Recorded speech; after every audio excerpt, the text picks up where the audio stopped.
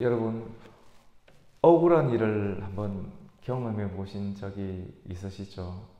살아가면서 억울한 일을 경험해 보지 아니한 사람은 아무도 없을 것입니다.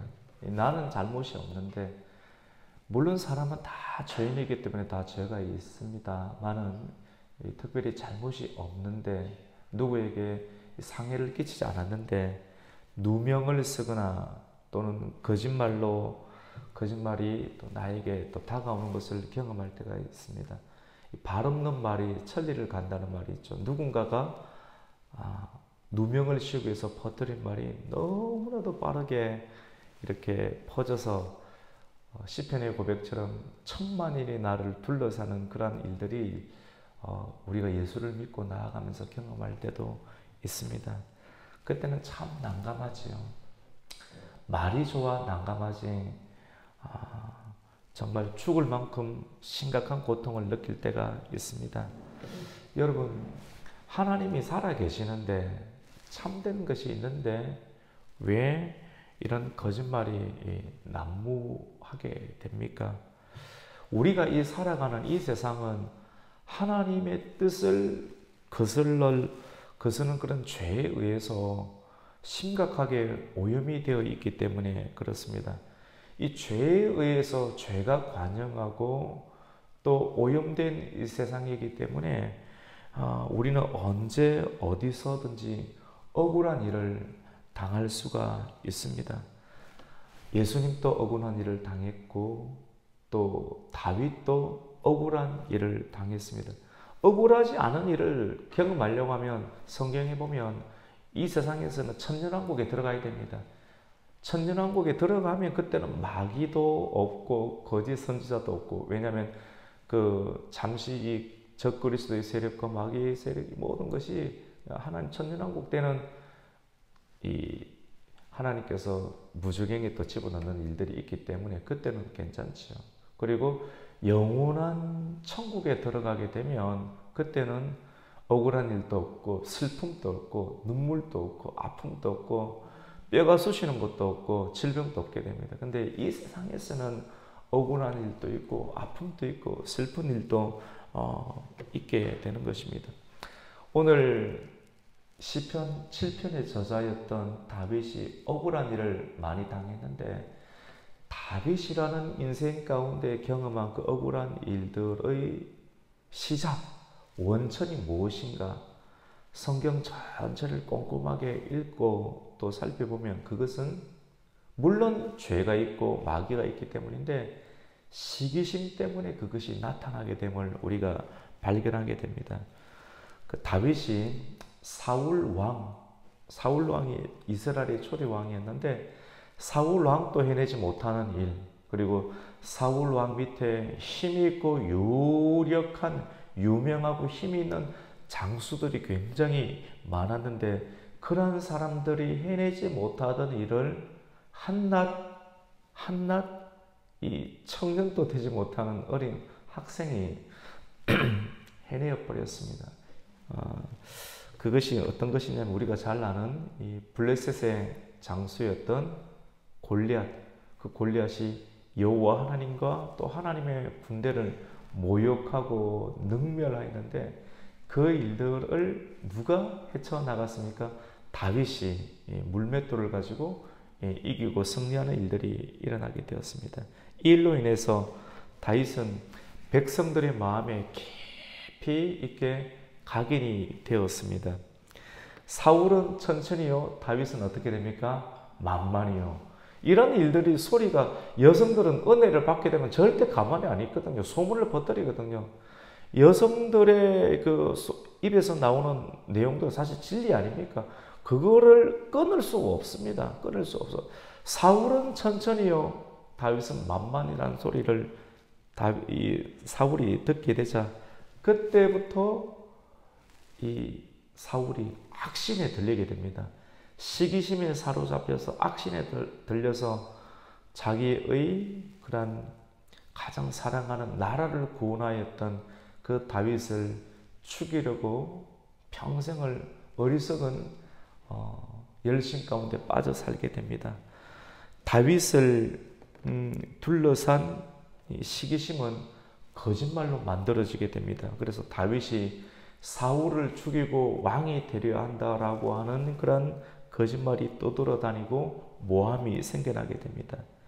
자, 그러나 다윗은 사울을 죽이고 왕이 될 마음이 전혀 없었습니다. 오히려 하나님께 기름 부음을 받은 왕을 끝까지 존중하고 그렇게 대우해 줍니다. 상대는 나를 싫어하고 모함하고 시기하고 죽이려고 하였지만 그 사람이 하나님께 기름 부음 받은 종이다. 하나님의 사람이다. 물론 나를 싫어하고 나를 대적하는 일들이 일어나지만 그때 우리는 어떻게 해야 되는가? 이것은 성경을 통해서 우리가 발견했는데 다윗은 끝까지 하나님의 일이니까 이것은 하나님께 기름 부음 받은 종이니까 나는 이것을 하나님께 맡겨드리겠다. 물론 속상하고 힘들고 너무 고통이 있겠지만 이거는 하나님의 문제다라고 여기면서 자신은 하나님의 영역 가운데 사울을 죽일 기회도 있었지만 또 죽이지 아니하고 돌려보내고 또 옷자락을 펴서 돌려보내는 그런 일들을 우리가 보게 됩니다. 여러분에게 억울한 일을 경험한 적이 있습니까? 너무 상처가 심하고 나는 정말 존중했는데 나는 정말 잘해주었는데 오히려 그것이 화로 돌아오고 모함으로 돌아오고 억울한 일들로 돌아오게 되어서 지금도 생각하면 마음에 아픔이 있고 상처가 되는 기억이 있지는 않습니까?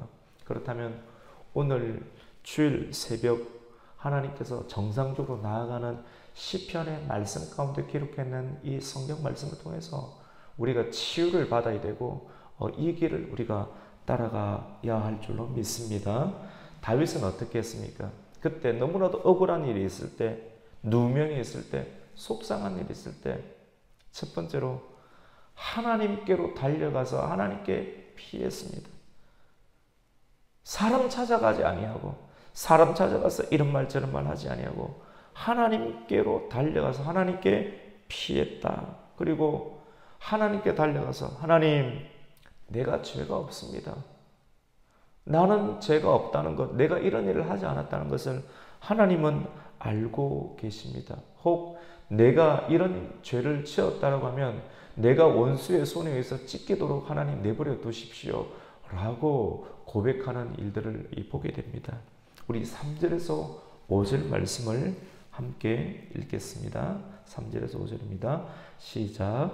여호와 내 하나님이여, 내가 이런 일을 행하였거나 내 손에 죄악이 있거나 화친한 자를 악으로 갚았거나 내 대적에게서 까닭 없이 빼앗았거든 원수가 나의 영혼을 쫓아잡아 내 생명을 땅에 짓밟게 하고 내 영광을 먼지 속에 살게 하소서. 셀라. 다윗은 이렇게 다 자기 자신의 명예를 걸고 하나님께 호소합니다. 여러분, 정말 어려운 일이 있을 때, 억울한 일을 당할 때 사람에게 찾아가는 것을 정말 조심하십시오. 그러면 사람이 위로해 줄 것 같죠? 아닙니다. 오히려 나의 약점, 나의 아픔들을 이용할 경우가 너무 많기 때문에 그렇습니다. 그래서 성경대로 살아가는 것이 지혜입니다. 그런데 이제 하나님께 달려간다는 그 말 안에 하나님께 새벽에 찾아와서 기도하고 금요 기도에 와서 기도하고 물론 또 일상의 삶 가운데 기도하는 일들도 있는데 사람에게는 아무것도 찾아가지 말라 꼭 그런 건 아닙니다.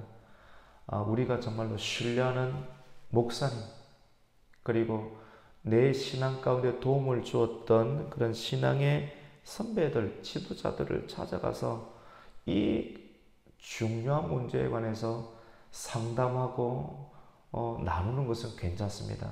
근데 모든 사람들 동네를 찾아가면서 이야기를 다 한다. 그것은 오히려 우리에게 화가 되어서 돌아오는 경우가 많기 때문에 그렇습니다. 우리가 가장 먼저 다윗이 모범을 보여주는 것처럼 하나님께 나아가서 기도하며 우리가 당한 억울함을 하나님 앞에 호소하는 것이 지혜로운 일입니다. 기도하는 사람 그리고 눈물을 흘리면서 기도하는 사람, 이런 사람들은 절대로 망하거나 미끄러지는 일이 생기지가 않습니다. 우울증에 걸리는 것, 우울증 너무나 많거든요. 요즘 우울증이 없는 사람이 거의 없습니다. 아닌 척하고 다녀서 그렇지. 그런데 정말로 하나님께 기도하는 사람, 울지 않습니까? 정말 억울해서 울면 우울증 더 걸립니다. 그런데 속상한 일을 당할 때 말씀을 붙잡고 순수하게, 진짜 순수하게 살아보십시오. 그러면 새벽마다 따뜻한 눈물이 흐르면 그 사람은 상처가 다 씻겨져 내려갑니다. 그것이 보혈로 씻겨져 나가고 성령이 불러서 씻겨져 나가는 것을 정상적으로 경험하게 되면, 신비적으로 경험하는 것이 아니라 일상적으로 찾아오시는 하나님의 은혜로 이 경험을 하게 되는, 그것이 말씀을 통해서 나타나는 기도의 눈물이죠. 그것이 우리의 두 뺨을 적실 때 아픔도 슬픔도 눈물을 통해서 다 빠져나가게 되는 것입니다. 아픔이 주는 상처를 기도를 통해서 씻어내기 때문에 그렇습니다. 두 번째로, 하나님은 의로우신 재판장이십니다. 하나님은 매우 의롭습니다. 선악간의 모든 것을 매우 정확하게 판단하시는 재판장이 되시는데요.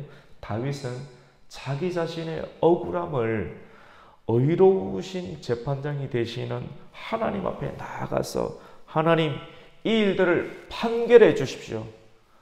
그냥 하나님께 맡기는 것을 굉장히 구체적으로 나갑니다.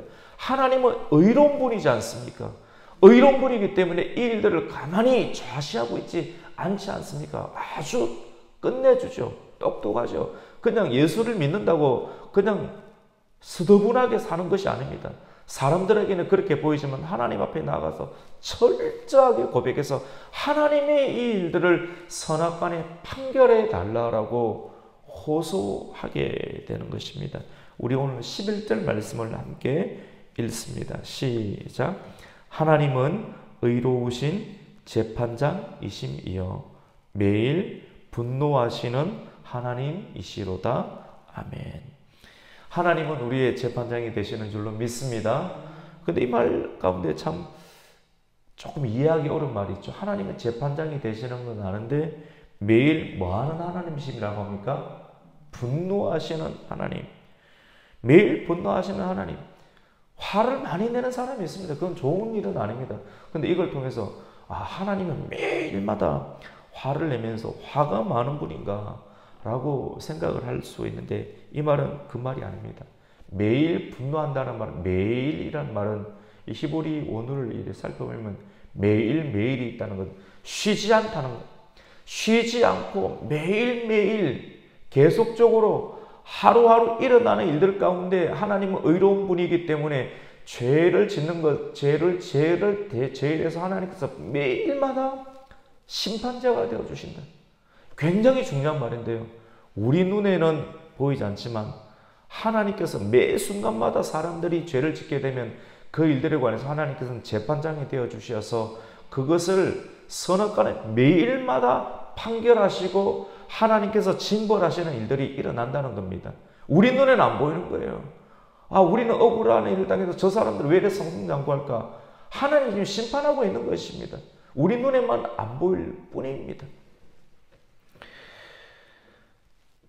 존 칼빈이라는 사람은 악인은 거짓말과 악함으로 그들의 잘못을 덮으려고 하지만 그런 행동은 소용이 없다고 했습니다. 왜냐하면 모든 것은 하나님의 진리에 비답해 드러날 것이기 때문에 그렇다고 말했습니다.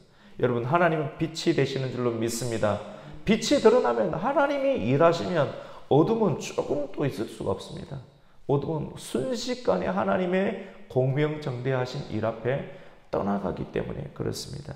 오늘 이 마지막으로 오늘 시편의 저자인 다윗은 놀라운 고백을 하게 되는데요. 우리 권사님, 이 부메랑 아시죠? 부메랑. 이 부메랑은 쫙 이렇게 손으로 던지면 총총총총총 날아서 다시 자기에게 돌아오는 것을 부메랑이라고 하는데, 이게 우리나라 무기는 아닌 것 같아요. 호주인가 외국에 있는 고대시대의 무기인데 부메랑 효과란 말을 우리가 가끔씩 사용하기도 합니다. 무슨 말입니까? 선한 말을 하면 선한 말이 돌아서 누구에게 옵니까? 자기에게 오고, 나쁜 말, 남에 대해서 험담하는 말, 거짓말을 하게 되면 그것도 돌아서 어떻게 합니까? 자기에게 오게 됩니다. 오늘 성경 말씀 가운데 부메랑 효과에 관한 말씀이 들어오게 되는데, 악한 일을 하게 되면 악한 일에 자기가 빠져서, 웅덩이에 빠져서 그것이 죽게 된다. 욕심이 잉태한 적 죄를 낳고, 죄가 장성한 적 사망을 낳는 그 원리가 나오게 되는데요. 우리 15절과 16절 말씀을 함께 읽습니다. 같이 읽습니다. 시작. 그가 웅덩이를 파 만듦이며 제가 만든 함정에 빠졌도다. 그의 재앙은 자기 머리로 돌아가고 그의 포악은 자기 정수리로 내리로다. 아멘. 여기 구약 성경에 보면, 에스더서에 보면 하만이란 사람이 이스라엘 사람들 모르드게를 죽이기 위해서 장대를 만들지만도 모함을 해서, 근데 자기가 만든 그 덫에 결국은 자기가 걸려서 죽게 되는 것을 보게 됩니다. 이 다윗이라는 사람은 억울한 일을 당했지만 자기가 원수를 갚지 않고, 원수 갚는 것은 누가 잘하십니까? 하나님께 맡기는 거예요. 내가 원수 갚게 되면 자기가 하나님 위치에 서게 되는 것이죠. 그래서 정말 신앙생활이라는 것은 억울한 일을 당해도 내가 달려가서 다른 사람 멱살을 재고 흔드는 일들, 유혹하는 일들을 하지 않고 하나님 앞에 나아가는, 말씀으로 나아간다는 것 바보처럼 여겨지지만 굉장히 최고의 빠른 속도로 원수를 갚는 것입니다. 의롭고 재판장이 되신 하나님 앞에 기도하고 호소해서, 하나님은 죄악을 보는 분이 아니시기 때문에 이 일들을 해결해 달라고 호소하면 하나님은 그 믿음을 보시고 당장 달려가서 그 일들을 해결하는 것을 볼 수가 있습니다. 여러분, 오늘 말씀을 통해서 좋은 일도 나쁜 일도 다 하나님께 맡기는 믿음의 역사가 있기를 축원합니다. 이것이 신앙입니다. 오늘 찬송가 91장처럼 슬픈 마음 있는 사람, 억울한 일 당하면 얼마나 슬픕니까? 그 슬픔 그대로 간직하면 사람 죽습니다. 얼굴 시커매집니다. 우울증 걸리고 맙니다. 세상을 비관적으로 살아갑니다. 교회 안 나가겠다 그럽니다. 하나님이 어디 계시냐 그럽니다.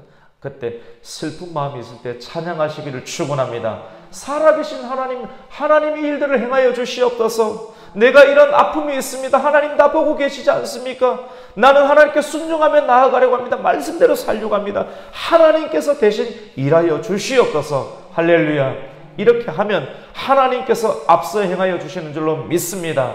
우리가 하나님보다 앞서 달려가면 안 됩니다. 하나님이 앞서 일할 수 있도록 우리가 믿어드리고 찬송하고, 억울한 일을 당할 때 찬송하고 기도합니다.